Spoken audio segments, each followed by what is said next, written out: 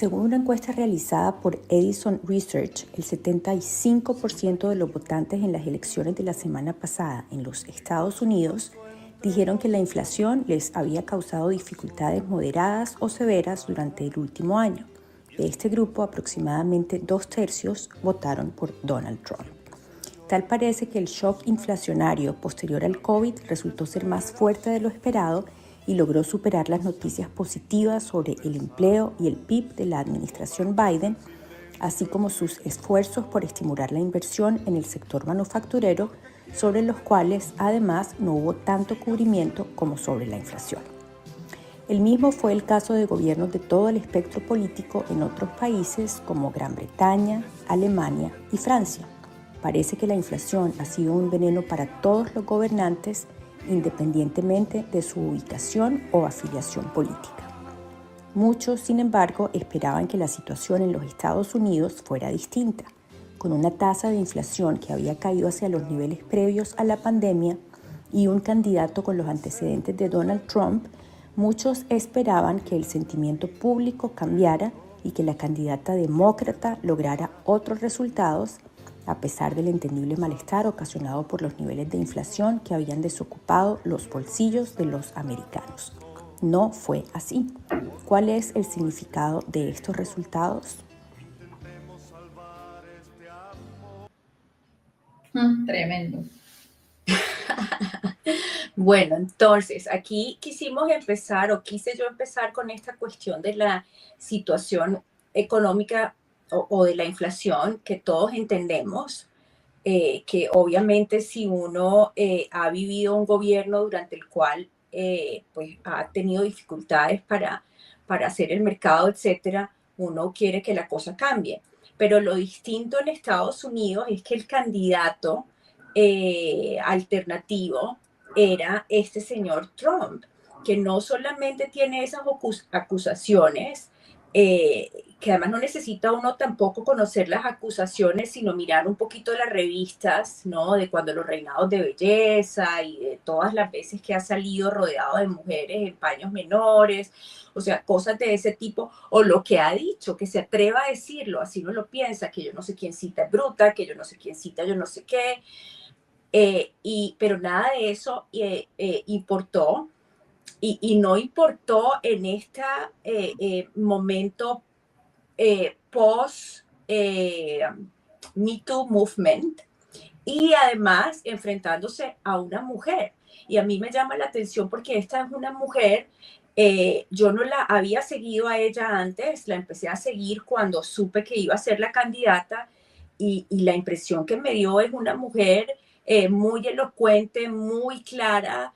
No le pasa lo que me pasa a mí, que cuando estoy en público y hablando de un tema que me emociona, las palabras se me cruzan y no las encuentro, sino que esta señora habla muy claramente de todos los temas, con una gran valentía, y además uno le nota una sensibilidad eh, eh, social, como una preocupación genuina por la reivindicación de los derechos de las mujeres, o sea, de todas las poblaciones que han sido discriminadas. O sea, esta era la candidata. Yo no sé qué pasó aquí.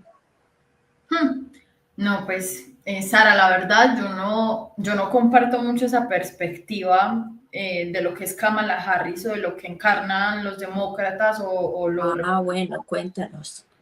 Sí, total, porque siento, de hecho, a ver, démosle como un enfoque, porque podemos acá hacer el debate económico, inflacionario en Estados Unidos, las causas de cómo se está recrudeciendo a nivel mundial y a nivel global la derecha en el mundo, la ultraderecha además, como en Italia vimos el escenario con Argentina y muy probablemente sea el escenario que nos vamos a entrar a disputar en Colombia en 2 años. Nos podemos hacer muchos debates dentro de la geopolítica y demás, pero pues si ponemos como con estos temas de mujeres, no necesariamente porque una mujer pues sea mujer hace de entrada que tenga una agenda que sea consecuente con el movimiento de mujeres. Y Kamala pues no tenía una agenda en principio ligada al movimiento de mujeres, no sabía ni siquiera definir que era una mujer, inclusive por poner en su agenda la priorización como de lo progre y como el wokismo acá en Estados Unidos, muchas de las mujeres dejaron como de creerle porque no era incapaz hasta de definirlo dentro del plano pues como de derechos. Entonces, Kamala estaba lejos de ser la candidata de las mujeres, era una mujer sí que iba a ser la primera presidenta de Estados Unidos, eso era una cosa tremenda, pero en últimas estamos como otra vez en este sistema de cosas donde priman más bien las instituciones masculinas, ¿cierto? O sea, entonces para poder es eso, es como un tema de poder que poco o nada dice frente a la libertad de las mujeres y frente a sus derechos. Para mí era importante pues que llegara a ella, pero no porque fuera la gran candidata, sino porque era como lo menos peor, pero es una candidata que igual representaba el conflicto en Medio Oriente recrudecido, el genocidio en Palestina legitimado y apoyado y financiado por Estados Unidos. Entonces, mira, es muy raro, es una dicotomía porque es una mujer que sí, efectivamente se le celebra, llegar a ese punto de ser una cosa tremenda y enfrentarse, yo no sé la cantidad de hombres asquerosos que le habrá tocado enfrentarse en su carrera política para poder ser candidata, pues suceder al actual presidente. Eso, la verdad, es muy admirable, pero es una mujer que sigue encarnando los ideales y las perspectivas y los sueños del mundo de los hombres, ¿cierto? Que poco o nada hablan del mundo y de la libertad de las mujeres y del cuidado de la vida y el restablecimiento pues de nuestros derechos como seres humanas. Entonces, a mí la verdad, todo este escenario solamente me preocupa y me para los pelos. Yo siempre he sabido que a los hombres ser unos acosadores, ser unos pedófilos y ser unos asquerosos nunca les ha costado nada a nivel de estatus social, porque nunca les ha costado nada. De hecho, yo hice un tweet sobre eso que se viralizó un montón y es como que cuando los hombres dicen como que es que las denuncias nos dañan la vida, ¿cierto? La reputación y el buen nombre. Y pues vemos un montón de hombres denunciados, no solo en Estados Unidos, en Colombia, ¿cierto? Holman Morri todavía está dirigiendo todo un montón de presupuesto. Miren lo que salió esta semana frente a Diego Cancino, que ya estaban a punto de nombrarlo como director de la SAE. Miren dónde está, por ejemplo, un Esteban Restrepo, un Daniel Quintero, toda esta gente que ha sido acusada sistemáticamente por violencia basada en género, por violencia machista, y pues ahí están, ostentando sus privilegios, muy orondos, sentados en sus puestos. Entonces yo no pensaba pues que así iba a ser una causal para que pero Trump tiene condenas, entonces es como, bueno, ¿cuáles son los principios que está primando éticamente en una sociedad que está creada para el consumo, que está creada para la autodestrucción y que lo único que ha hecho es alimentar ese camino, ¿cierto? O sea, ahora hay muchos temas que podríamos tocar acá, pero la verdad yo me siento honestamente preocupada porque tenemos una ultraderecha que se está recrudeciendo cada vez más y la respuesta no es una izquierda organizada, ni popular, ni democrática, ni articulada como a los intereses de las mujeres, sino más bien un progresismo que ha vuelto, que todo se vuelve una identidad, ¿cierto? Todo lo identitario, entonces ya vuelve otra vez a este dilema de la individualización de las cosas, ¿cierto? De volver los debates desde una perspectiva individual y no colectiva. Y lo que necesitamos las mujeres en este punto político tan coyuntural es justamente empezarnos a pensar en términos colectivos y en términos de nuestra materialidad y en términos de lo que nos transversaliza a todas por el solo y ya no hecho de ser mujeres. Entonces, si hay un debate ahí y frente a la prostitución, pues terrible, es peor. O sea, es peor porque tú te das cuenta, una no sabe ni qué es peor, como que en estos sistemas políticos piensan tan distinto para tantas cosas, pero frente a la prostitución es como que se entienden tanto. Y ahí es donde una se da cuenta de por qué son instituciones creadas por y para hombres. Porque pueden tener diferencias radicales sobre la economía y el petróleo y las acciones y las cosas que parecen súper importantes, pero cuando se trata de derechos de las mujeres, todos coinciden en lo mismo, ¿cierto? Coinciden en que la prostitución, perspectivas distintas de abordaje, pero compran por prostitución, compran sexo izquierda, derecha, radical, comunista, capitalista, libertario, desde el que sigue a Milei hasta desde el chavista más ortodoxo en Venezuela. Entonces, es una cosa terrible, pero sí, eso es como mi percepción y es más una preocupación honesta frente a lo que va a ser los debates en 2 años en Colombia. Sí, ahí tú tocas un tema muy importante, ¿no? Y es qué tan grave es la violencia que tiene que ejercer el hombre contra la mujer, el político contra la mujer, para ser sancionado socialmente. Es decir, ya estamos hablando de que Donald Trump está no solamente acusado, o sea, por una mujer, tiene una cantidad de demandas en curso y aún así llega a la presidencia y ahorita se abre el debate de si él mismo se puede declarar inocente, de si él mismo podría ni siquiera tener que presentarse porque cambia de juez, como también cambió aquí Álvaro Uribe cuando pues no por violencia con base en género, pero sí por otros delitos. Es decir, cambia de juez y eventualmente puede salir bien librado de esas denuncias. Entonces, ¿qué tan grave es lo que tiene que hacerle un hombre a una mujer para que sea sancionado socialmente? Y ahí viene otro asunto, y es, si comprar a una mujer al hombre no le parece malo, sino algo natural, incluso algo que le enseñan los padres a los hijos. O sea, llevan a sus hijos en determinados municipios en Bogotá, en Colombia, y en determinado, sí, con las subculturas, digamos, que hay en nuestro país, que son tan variadas. Entonces los papás llevan a sus hijos a los prostíbulos porque se volvieron hombres. Entonces es algo que en realidad no se identifica como algo malo o como un error, o que esa forma de volver a las mujeres objeto es en realidad la base de lo que va a ser después que el muchacho que quiera, no sé, alguna muchacha que no le para bolas, entonces la emborracha, o que se meta con una menor de edad, o que eventualmente termine, como todos los casos que han pasado en la prensa, pero que son muchísimos más los que no llegan a la prensa. Tú como abogada, Sara, debes saberlo, de todas estos muchachos que eventualmente no conocen la ley y en sus casas ven como algo muy natural este tipo de temas que finalmente se convierten en violaciones, ¿no? Entonces realmente sí hay en este tema del sexo que parte del hecho de que el hombre, que es como dices tú, la base de todo el problema, ¿no? Porque si no hubiera demanda, no habría oferta.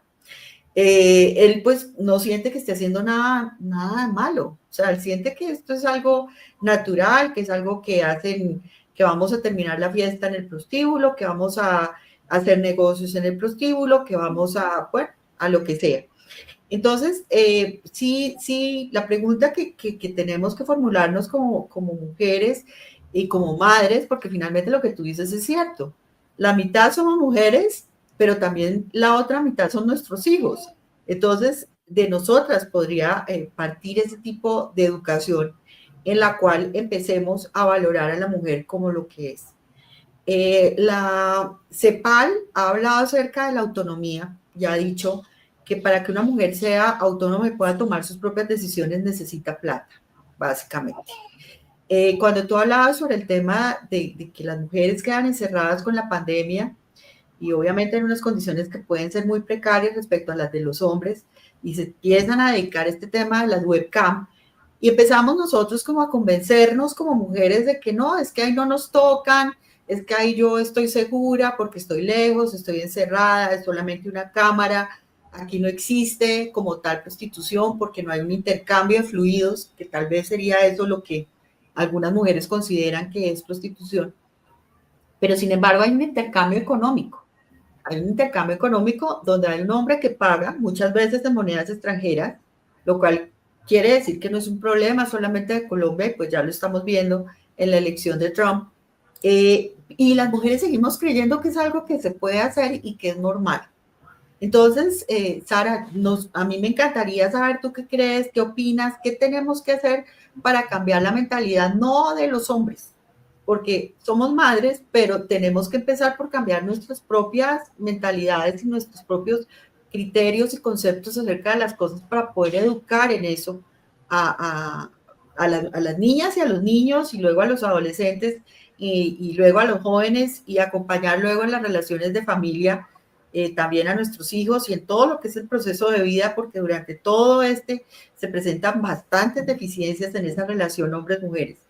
Entonces, ¿tú qué crees o dentro de tu trabajo de campo que has hecho, encuentras mucho eso, que las mujeres somos a veces más machistas que los hombres? Pues bueno, tocaste como 12.000 temas, porque efectivamente esto tiene un montón de cosas, pero voy a partir como de algo. Y es que yo no creo que el problema radique como en el hombre considerado individualmente, como exterminen los hombres, aunque sería pues maravilloso, la verdad. Pero no, socialmente es imposible. Pero sí radica en la cultura patriarcal, ¿cierto? Como en lo que representa el patriarcado. Y el patriarcado somos víctimas principalmente las mujeres, pero hay instituciones que, digamos, se forman alrededor y que privilegian a los hombres y que también inciden sobre ellos, ¿cierto? Pero también a las mujeres, siendo en el papel como de victimarias, de víctimas, pero muchas veces también, de hecho, Simone de Beauvoir sostenía una cosa que a mí me parece importante, y es que el patriarcado no sería tan fuerte si muchas de quienes estamos en opresión no fuéramos aliadas del mismo patriarcado, ¿cierto? Entonces no es que las mujeres seamos como machistas, sino que hay mujeres que en medio de su incapacidad, en medio de su limitación también para acceder a la información, al conocimiento, mujeres que están completamente haciendo otras cosas o pensándose otras cosas distintas, o que su contexto social, político, económico da para otras cosas que no sea para dedicarse a pensar estas. Entonces pues sí hay como un favorecimiento frente a estas conductas, pero pues que no dejan de ser víctimas también del mismo patriarcado en contextos pues como de poder. Y sobre el poder es una palabra que me parece importante que sentemos como en la reflexión, ¿cierto? Es de ver cómo las relaciones de poder, porque es que la prostitución puede ser y es quizá la forma más inhumana y la forma máxima de desprecio y de desigualdad y de precariedad de las mujeres, pero no es la única expresión del poder que ejercen la casta masculina o el patriarcado sobre las mujeres. Yo nunca hablo de los cuerpos de las mujeres, porque justamente eso hace pensar como si nosotras no fuéramos el cuerpo. Yo soy mi cuerpo no existe si yo no fuera mi cuerpo, y yo no existiría pues si mi cuerpo, ¿sí me entienden? O sea, es una relación inescindible. Y nos han hecho creer que nuestro cuerpo es distinto. Entonces, y ese argumento puede parecer superficial, pero es sobre el que se sostiene gran parte de lo que es la explotación sexual, ¿cierto? Como que el cuerpo es un bien disponible para la explotación, y yo soy otra cosa diferente, ¿cierto? Pero estas relaciones, volviendo al tema del poder, se manifiestan en muchas otras instituciones, por ejemplo, como la familia o el matrimonio, ¿cierto? Por ejemplo, que las mujeres siempre tienen que estar sexualmente disponibles para su esposo, para poder que no las aleccionen al otro día, para poder que no se enoje, es que si se enoja después me pega, ¿cierto? O sea, miren que es una disposición de nuestra sexualidad, de nuestra parte reproductiva, de nuestra capacidad reproductiva más bien, y de nuestro destino, nuestro deseo. Y tú tocas otro tema que también es otra expresión del poder, que es el dominio pues de nuestros bienes, de nuestra autonomía económica, etcétera. Entonces hay como un montón, es un terreno lleno de fangos por todos lados, en el que el poder se puede expresar de muchas formas. En la prostitución hay una relación de poder entre un varón, normalmente son varones quienes compran, en el 99% de los casos es un varón, que tiene la capacidad de acceder a mujeres que en su mayoría están en situación de precariedad. Y esto no es un discurso como victimista y ni hay que pesar, no, es un discurso que está sustentado en datos, está sustentado en el estudio profundo y rígido de modelos que llevan rigiendo 20 y 30 años en el mundo, como el francés, como el sueco. Y bueno, nosotras hace poco hicimos una investigación aquí en Medellín, donde entrevistamos a 1.200 mujeres en contextos de prostitución, y el 98% pertenecían a los estratos 1 y 2. ¿Cierto? Entonces es un tema de cómo se van tocando el tema no solo de ser mujer, sino también nacer en un contexto de precariedad y cómo eso puede determinar también que estés en la prostitución y también como todo este dilema frente a la falsa elección, ¿cierto? Como que es que ella eligió, es que ella quiso, se nos olvida una cosa. Y es que yo jamás hablo del consentimiento frente a la prostitución, porque es que el consentimiento, tú para dar tu consentimiento solo necesitas una situación de necesidad y eso basta para anular el consentimiento. Y siempre, por ejemplo, lo pongo, nadie quisiese pagar o prestar plata con pagadiarios que después van a cobrar el 20% del interés y van a estar en mi casa tocando y amenazándome con que me van a matar si no pago, ¿cierto? Pero doy mi consentimiento porque necesito la plata y en eso se basa el consentimiento. Esto tú decir sí frente a algo que yo te propongo y ya. Yo siempre hablo es desde el deseo. Y el deseo es aquello que dicta mi cuerpo. Y si a ti te tienen que pagar para tener una relación sexual es porque tú no te quieres, tu cuerpo no desea a esa persona. Por eso es tan importante que las mujeres pensemos todo siempre es desde lo de el deseo. En el deseo es donde realmente pueden encontrar la libertad, no frente al consentimiento. O sea, el consentimiento es literalmente una figura jurídica que en 1880 y no sé cuántos, don Andrés Bello dijo, el consentimiento es esto, y en el Código Civil colombiano, artículo, Eso es el consentimiento. Mientras que el deseo prima y autodetermina casi que todo en nuestra vida, ¿cierto? Entonces, pensémoslo de esta forma. Cuando por ejemplo, no te querés tomar algo que sabe muy maluco, algo que sabe feo, el primer instinto humano es taparse la nariz, ¿cierto? O cortar la respiración por un momentico como para que ese traguito de remedio pase rápido y tomar agua después. Ahora, ¿qué proceso mental tiene que hacer tu cabecita y tu alma y tu vida y tu mente para aguantar una relación sexual que no deseas con un tipo borracho, asqueroso, que huele feo, que te suda encima, ¿cierto? Entonces, por eso, dentro de las consecuencias dentro de la prostitución que tienen las mujeres son trastorno disociativo, depresión, bipolaridad, etcétera, etcétera, etcétera. Entonces, ¿qué hay que hacer en este escenario tan terrible, tan deshumanizante, en donde hay discursos como tan del capital, ¿cierto? Porque en últimas es como que en el capitalismo, entonces claro, como ya hay un capitalismo imperante, entonces tenemos que esperar las mujeres a que el capitalismo se acabe para poder empezar a hablar de... No, o sea, ¿por qué tenemos que hacer eso? Ahí, por eso nosotras siempre atacamos la demanda, de desnaturalizar y desmontar la idea de que las niñas son bienes, de que las mujeres son... mercado transable en este mundo económico, que son objetos, y bueno, y que hay que hacer, hay todo por hacer. Yo creo que usted, Sandra, toca un punto que para mí es elemental, y es el tema de la educación sexual, ¿cierto? Y esa educación sexual no solo enfocada en los hombres, es enfocada en las mujeres también. O sea, muchas nacemos y crecemos sin ni siquiera entender muchos procesos que ocurren en nuestro cuerpo, sin entender por qué la menstruación, ahora digamos en contextos vulnerables o precarizados o mujeres que pertenecen a esa parte de la sociedad que nunca está ni en una política pública, o sea, que se excluía completamente, pues qué capacidad realmente va a tener para poder autodeterminarse. Y es justamente como eso, o sea, es una educación sexual integral que sirva y que ponga otras formas de relacionarse con el cuerpo, porque usted también tocó otro punto que es muy importante y aquí les doy otro dato.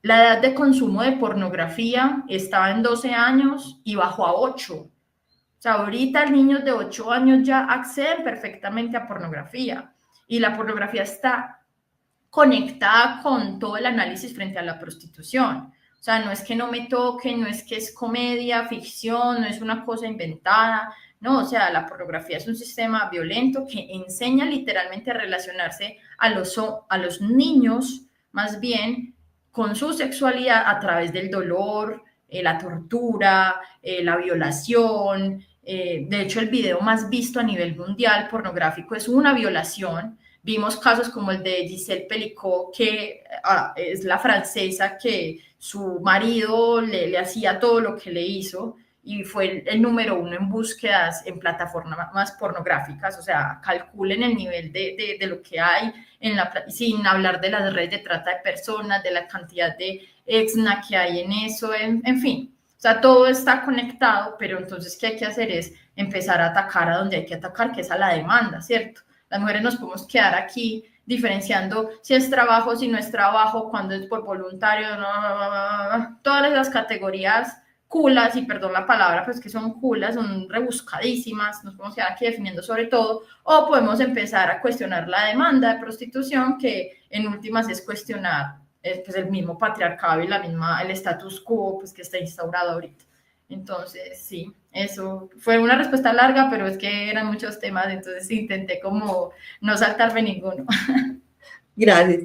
Está muy bien. Yo quiero volver al tema de Kamala, porque tú decías, yo en realidad no la seguí tanto a ella, pero cuando tú dices que ella no sabía ni siquiera lo que era una mujer o hablas de los vacíos en esa agenda de género, yo me pregunto, yo creo que lo hicieron intencionalmente, o sea, yo creo que hablaron menos de ese tema porque hay una idea por esa tendencia ahora hacia la derecha de que si uno habla de reivindicación de derechos de la mujer o si uno habla de reivindicación de derechos de los negros, de los indígenas, entonces ya uno es woke o es comunista o es... Entonces estaba yo pensando que a lo mejor eso fue parte de la estrategia y entiendo un poco a algunos que le criticaron eso a Kamala, que trataban como de ser de centro, ¿no? Porque hay ahora una tendencia a como a esconder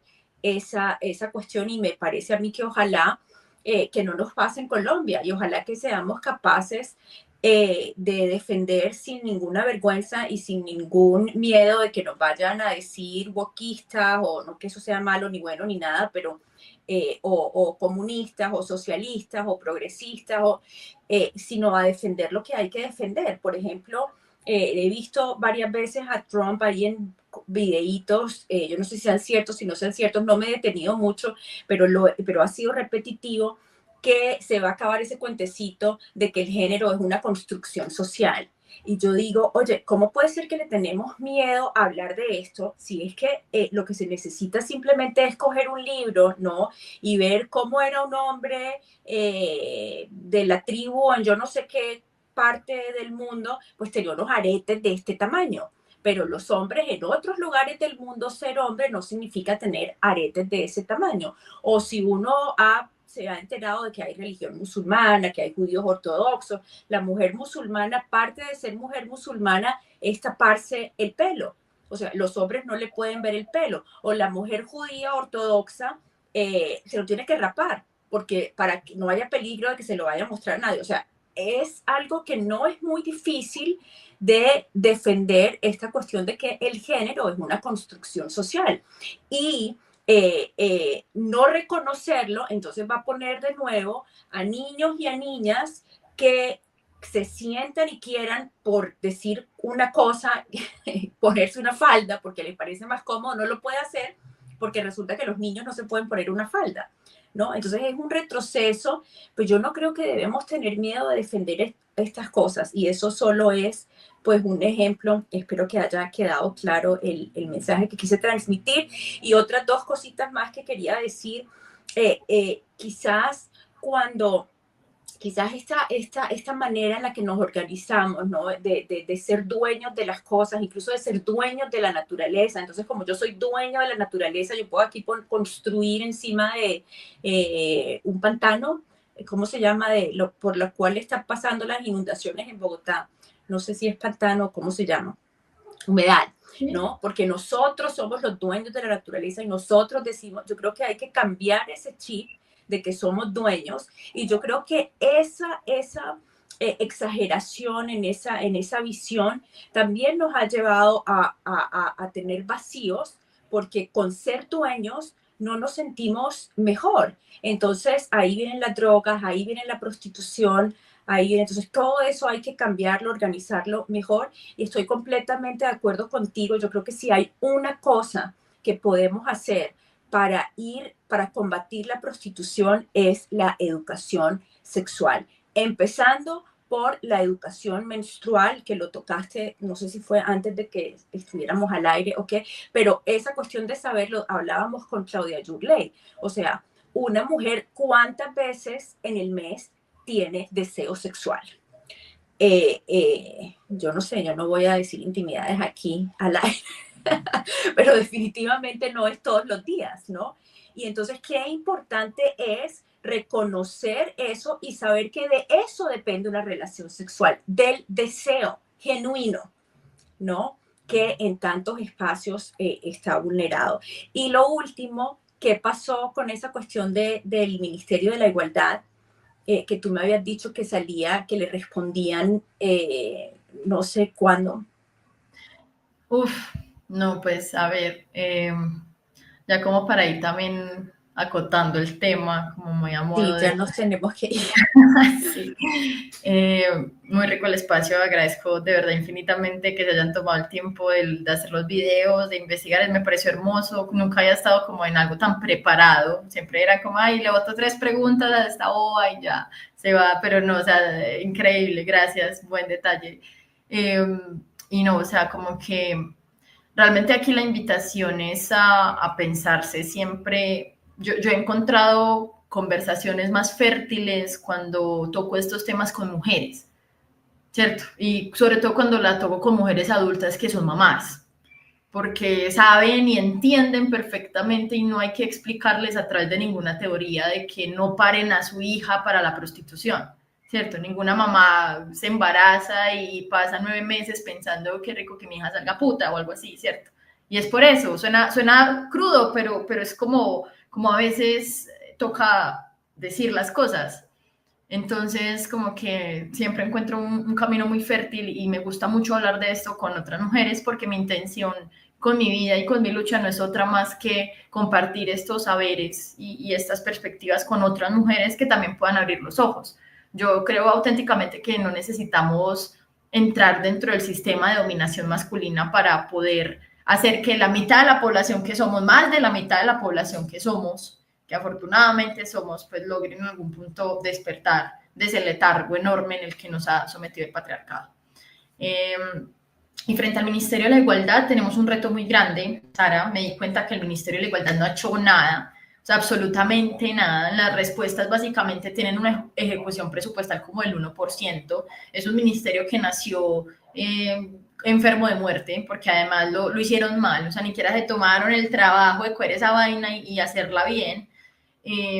Pero yo creo que es más una reflexión centrada en que este ministerio es una expresión que nos tiene que hacer reflexionar sobre realmente, y más, yo soy una mujer de izquierda, yo soy una mujer lesbiana y de izquierda, yo voté por este gobierno, yo creo firmemente en la justicia social, creo en los derechos humanos, creo en el amor, creo en la vida, creo en la preservación de la naturaleza, creo que tenemos que cambiar nuestro sistema económico para que la vida sea perdurable y podamos brindarle a otra generación la posibilidad de vivir. Yo creo en eso, creo en esos ideales, pero son ideales que no se están reflejando en el accionar o en esa burocracia, pues, como del gobierno, ¿cierto? Especialmente con la creación de ese ministerio, con la creación de la Dirección de Actividades Sexuales Pagas. Si nosotros, como mujeres de izquierda, no vamos a ser capaces de separar como estas ideas que son jugarle también como el juego, a caer más bien en el juego del capital, difícilmente vamos a poder reconstruir cosas y se van a poner peores, ¿cierto? Como que lo que hablamos ahorita frente a las tendencias que hay, la posibilidad de que una persona como Vicky Ávila sea presidenta, eso me parece lo más loco y lo más peligroso del mundo. Y bueno, como que a no esperar también a que sea la política como el único indicador de nuestra libertad, ¿cierto? La política es importante, en la política se disputan muchas cosas. Hoy justamente en este momento, en este preciso instante, mientras hablamos, se está discutiendo en el Congreso, son niñas no esposas, porque imagínense el precario debate en el que estamos, que todavía en Colombia una niña de 14 años puede que consentir en casarse, ¿cierto?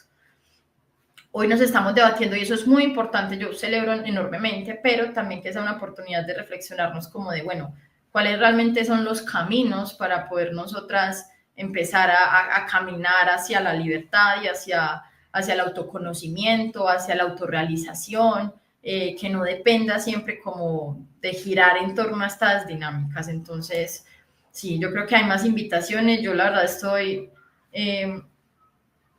no sé, como muy optimista, a pesar que puede que parezca que no, pero soy muy optimista porque en lo poquito que hemos logrado hacer en Medellín, o más que poquito, el poquito tiempo que llevamos acá en vigencia, pues esto se ha vuelto como del voz a voz y se ha vuelto un movimiento gigante en el que hemos encontrado mujeres académicas, científicas, veinteras, sobrevivientes y un montón de personas que día a día se van sumando. Entonces, sí, o sea, estamos en un escenario de gobierno muy terrible, pero creo que queda mucho por hacer, queda todo por hacer y bueno, seguramente me emociona saber qué será el futuro. Yo confío en que Colombia va a ser un país abolicionista en algún punto. Sí, yo también. Sara, pues muchísimas gracias, de verdad nos encantó tenerte, tu voz es muy importante, es la voz de una mujer joven que además se ha preparado y ha trabajado por otras mujeres y eso realmente creo que es algo que tenemos que reconocerte aquí en este espacio y ojalá en muchos espacios más. No me digas que entró tu mascota porque hemos tenido en nuestro programa, les encantan las mascotas participando ahorita. Sí, sí. Ay, qué lindo que tienes, ¿un gatito o un perrito? 2 gatos, sí. Yo tengo gatos. la familia lesbiana tradicional, 2 lesbianas y 2 gatos. Pues nos alegra mucho de verdad haber compartido estos minutos, casi una hora. La pregunta atrevida, Sandra, para despedirnos, ¿no?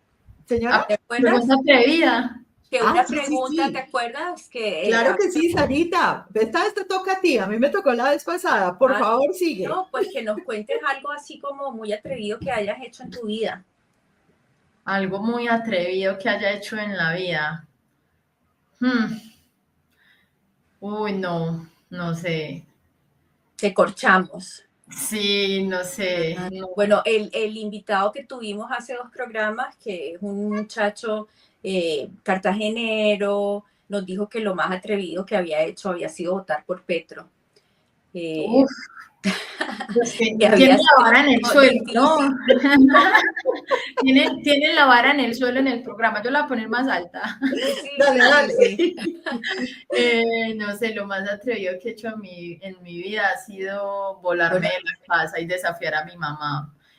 Eso ha sido lo más atrevido, total. Bueno, eso sí pone la vara muy alta. Eso pone la vara alta, qué bien. Había que para subir. 2 mamás, no, Sarita, para 2 mamás que estamos acá, no te dejas aterrada. Sí. No, mentiras, hablando seriamente, lo más atrevido que he hecho en la vida ha sido reconciliarme con mi mamá y perdonarla. Eso es lo más atrevido que he hecho en la vida. Y creo que eso es lo más atrevido que debería hacer todo el mundo. De acuerdo. Sí. Totalmente de acuerdo, porque es difícil tanto para uno como mamá decirle a los hijos que nos hemos equivocado, como eventualmente para los hijos también en un momento determinado buscar a la mamá para tener una conversación. Qué bonito mensaje.